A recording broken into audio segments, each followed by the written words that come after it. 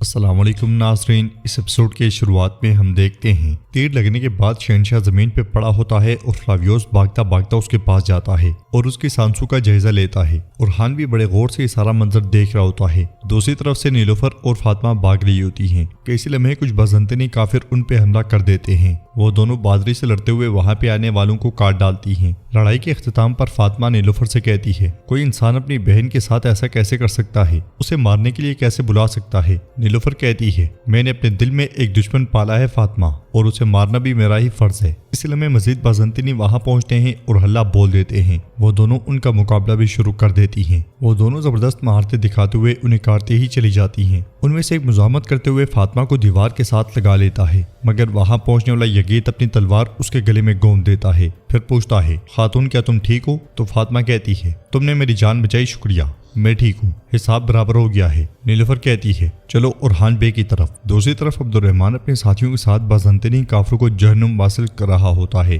وہ سب انہیں گاجر مولی کی طرح کاٹتے ہی چلے جاتے ہیں۔ بلبان، ہرستو اور دمنل سمیت سب سپاہی وہاں موجود کافروں کا صفایا کر ڈالتے ہیں اور عبدالرحمن دمنل اور بلبان سے کہتا ہے، نیلوفر خاتون کو ڈھونڈو، مگر اسی لمحے مزید کافر آ جاتے ہیں۔ بلبان اور دمنل چلے جاتے ہیں جبکہ عبدالرحمن ہرستو کے ساتھ ان کے راستے میں حائل ہو جاتا ہے۔ وہاں آنے والے کافر بھی ان کا کچھ نہیں بگاڑ پاتے اور کرتے مرتے چلے جاتے ہیں۔ ان کے صفائی کے بعد عبدالرحمن کہتا ہے، شاباش، اور خان صاحب کے پاس چلتے ہیں۔ ادھر گلیوں سے آگے بڑھتے ہوئے پھر سے خواتین اور یگیت کو گھیر لیا جاتا ہے۔ ان کی تعداد زیادہ دیکھ کر فاطمہ کہتی ہے، یگیت صاحب، یہ جانبازانہ برتاؤ کرنے کے لیے درست وقت نہیں ہے۔ نیلوفر کہتی ہے، ہمیں ساتھ رہنا چاہیے، ہم اس جگہ کو ساتھ چھوڑیں گے۔ وہ سب مل کے مزاحمت کرنا شروع کر دیتے ہیں۔ اس لمحے دمرل اور بلبان وہاں پہنچتے ہیں۔ وہ وہاں پہنچتے ساتھ ہی کافروں کو رگڑ کے رکھ دیتے ہیں۔ یگیت خنجر اور تلوار دونوں کا استعمال کرتے ہوئے کافروں سے نپٹتا ہے۔ دمرل پہلے انہیں خوب پیٹتا ہے اور اس کے بعد انہیں کاٹ ڈالتا ہے۔ بلبان کا غصہ بھی شدید ہوتا ہے۔ خواتین بھی زبردست مقابلہ کر رہی ہوتی ہیں۔ ادھر عبدالرحمن اپنے ساتھیوں کے ساتھ اورحان تک آ پہنچتا ہے اور وہاں موجود غدار کافروں پہ ٹوٹ پڑتا ہے۔ ایک غدار بازنطینی کہتا ہے، سرماؤ شہنشاہ مر گیا ہے، پیچھے ہٹو۔ یہ کہتے اور سنتے ساتھ وہ اپنے سپاہیوں کے ساتھ بھاگ پڑتا ہے۔ دیفنے بھی کھڑکی میں سے یہ سارا منظر دیکھ رہی ہوتی ہے اور کہتی ہے، لعنت ہو احمق لوگ۔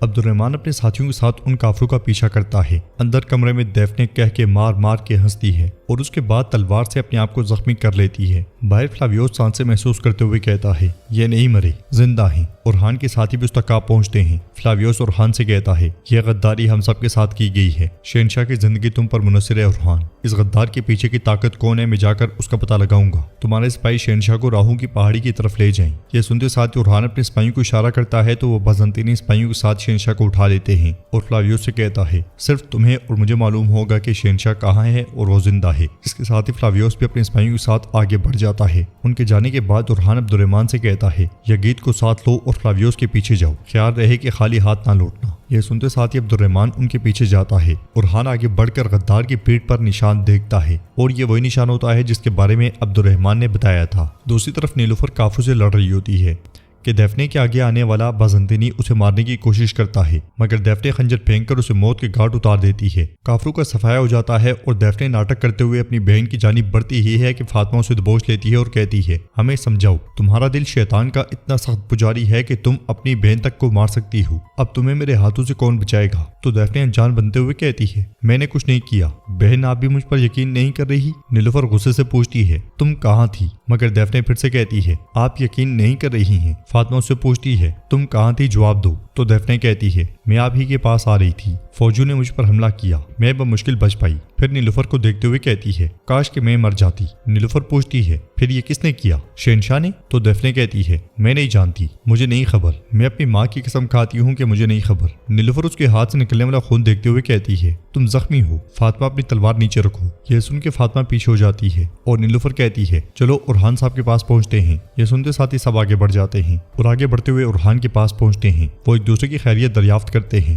نیلوفر پوچھتی ہے، اورحان یہ کون ہے اور انہوں نے ہم پر حملہ کیوں کیا؟ اورحان دیفنے کو دیکھتا ہے تو دیفنے پوچھتی ہے، شہنشاہ کہاں ہے؟ کیا کہیں تو ارحان کہتا ہے وہ زندہ ہے اور شدید زخمی ہے، علاج کے لیے بھیجا ہے۔ نیلوفر فاطمہ دونوں قبیلے جاؤ، دیفنے کو بھی ساتھ لے لو۔ یہ سنتے ساتھ ہی وہ دونوں دیفنے کے ساتھ آگے بڑھ جاتی ہیں۔ ارحان اپنے سپاہیوں سے کہتا ہے سپاہیوں ہمیں اس منصوبے میں کس نے گھسیٹا ہے انہیں ڈھونڈ کر ان سے جواب طلبی کریں گے۔ یہ کہتے ساتھ ہی ارحان بھی سپاہیوں کے ساتھ آگے بڑھ جاتا ہے۔ کائی قبیلے میں منون خاتون رشتہ مانگنے والی خاتون کے ساتھ آگے بڑھ رہی ہوتی ہیں۔ وہ خاتون کہتی ہے ہم خاندان کی تشکیل کر کے ہی واپس جانا چاہتے تھے، مگر تو منون خاتون اس سے کہتی ہیں ہم پہلے ذرا سوچ لیں اور مشورہ کر لیں، جو بھی بہتری ہوگی اسی کے مطابق ہم آپ کو خبر کر دیں گے۔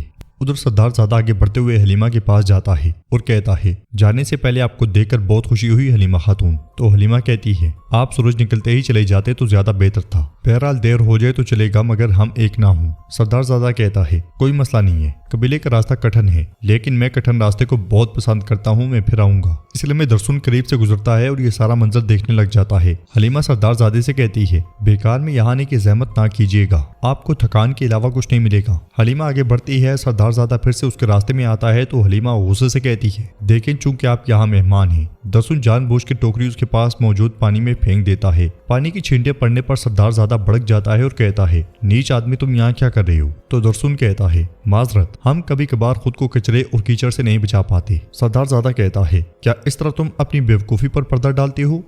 میں تمہیں کہیں سے جانتا ہوں۔ درسن ایک دم سے کہتا ہے کہا جاتا ہے کہ انسان ایک دوسرے کے ساتھ مماثلت رکھتے ہیں لیکن میں تمہیں نہیں جانتا۔ سردار زادہ کہتا ہے ستم ظریفی کے مجھے جواب بھی دے رہے ہو، کیا تم جانتے ہو کہ میں کون ہوں؟ حلیمہ بیچ میں بولتے ہوئے کہتی ہے ایسے حادثات ہو جاتے ہیں، آپ کو طویل سفر طے کرنا ہے ابراہیم صاحب۔ مگر سردار زادہ ابراہیم کہتا ہے نہیں، یہ نیچ لڑکا پہلے مجھے صاف کرے گا۔ درسن کہتا ہے اگر تم قبیلے میں آتے ہو تو تمہیں ان چیزوں کے بارے میں پہلے سوچنا چاہیے، لیکن چونکہ تم مہمان ہو۔ یہ کہتے ساتھ وہ صاف کرنے لگ جاتا ہے تو ابراہیم کہتا ہے شاباش شاباش صاف کرو، میں تم جیسے بہت سوں کو اپنے پیروں تلے کچل دوں، لیکن تم حلیمہ خاتون کا شکریہ ادا کرو۔ درسن کہتا ہے ایک سردار زادہ سرداری کے بارے میں نہیں جانتا تو سرداری کو اور بازری کے بارے میں نہیں جانتا تو اپنی نسل کو شرمندہ کرواتا ہے۔ آپ کے بابا محمد صاحب اس بارے میں کیا کہیں گے؟ یہ سنتے ساتھ ہی ابراہیم بھڑک جاتا ہے اور اسے گریبان سے پکڑتے ہوئے کہتا ہے تم مجھ سے اس طرح کیسے بات کر سکتے ہو بے غیرت؟ کیا گھوڑے کی گندگی سونگنے کی وجہ سے تمہارا دماغ خراب ہو گیا ہے؟ ہاں، وہ درسن کو گریبان سے پکڑتا ہی ہے کہ درسن اسے کیچڑ میں دھکیل دیتا ہے۔ حلیمہ کہتی ہے ارے درسن کیا کر رہے ہو؟ ابراہیم درسن سے کہتا ہے تمہارے خیال میں تم کون ہو؟ تم مجھے نیچا دکھانے کی کوشش کر رہے ہو؟ ہاں۔ وہ غصے میں اٹھتا ہے اور خنجر نکال کے حملہ کرتا ہی ہے کہ حلیمہ اس کو وار روک لیتی ہے اور کہتی ہے خبردار۔ منون خاتون بھی اس خاتون کے ساتھ وہاں پہنچ جاتی ہیں اور پوچھتی ہیں کیا ہو رہا ہے یہاں؟ جنگل میں ارحان اپنے ساتھیوں کے ساتھ موجود ہوتا ہے۔ کارخلیل ارحان سے کہتا ہے سب سے پہلے وہ سوغوت میں منظر عام پہ آئی، اب آرماڈیس میں۔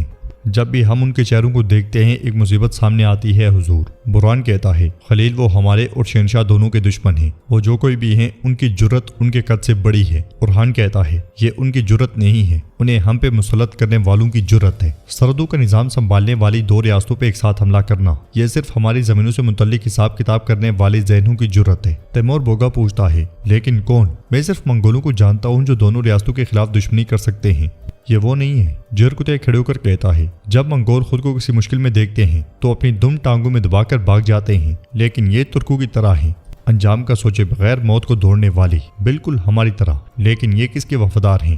ارحان کہتا ہے ان کی گردن پہ بنے نشان کا کیا مطلب ہے؟ ان کا مقصد کیا ہے؟ ہمیں یہ جاننا ہوگا۔ ہم اس شخص سے ملنے جا رہے ہیں جو تمام نصارہ کی زبان بول سکتا ہے، تم لوگ تیار ہو جاؤ۔ ادھر ساروس تکفور کے ساتھ کھڑا ہوتا ہے اور کہتا ہے مقدس محبت کے شوویروں کے عظیم رہنما، تم بورسا کی امید بن گئے ہو، خدا تمہیں برکت دے، تمہاری مدد سے ہم بورسا کو بچا لیں گے۔ تو تکفور کہتا ہے ارحان نے تمہیں چوہے کی طرح جال میں پھنسا لیا تھا، میں نے تمہاری خاطر اپنے بہترین شوویر قربان کر دیے ساروس، یہ بات کبھی مت بھولنا۔ یہ سنتے ساتھ ہی ساروس اس لمحے کو یاد کرتا ہے جب بورسا کے سامنے عثمانی قرارگاہ میں زوردار دھماکے ہوئے تھے، جس کے بعد ایک شدید تباہی ہوئی تھی، بہت سے کئی جانباز شہید ہو گئے تھے۔